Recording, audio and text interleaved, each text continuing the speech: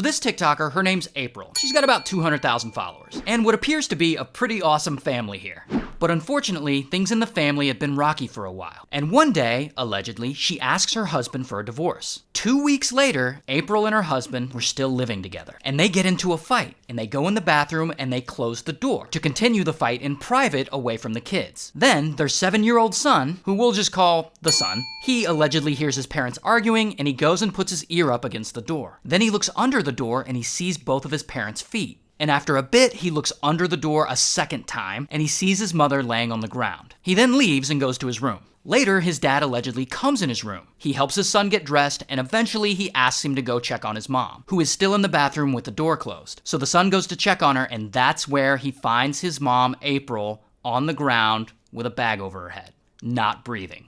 So they call 911, and they take April to the hospital, where she sadly passes away a few days later. And no arrests were made and no charges were filed against anyone. So then, this woman, Jamie's April's mom, and Jamie thinks there's no way April would hurt herself. Here she is when I come to visit her. And I guess police weren't working fast enough because Jamie makes a TikTok account. I'm her mom, and I'm gonna get justice. So she gets on TikTok and she starts publicly accusing the husband, her son-in-law, of unaliving April. I mean, you can see in the video here a picture of April and the husband where Jamie captioned it, "This man took my baby." And there are other videos like it, and she posts nearly every day. But then, one day on that same account, the son, the 7-year-old who I had never seen on camera before, he just makes his own TikTok. So lately I haven't really been feeling that happy. I've been feeling mad, sad. I feel like my dad's the one who did everything. I feel like my dad's the one who always made my mom mad or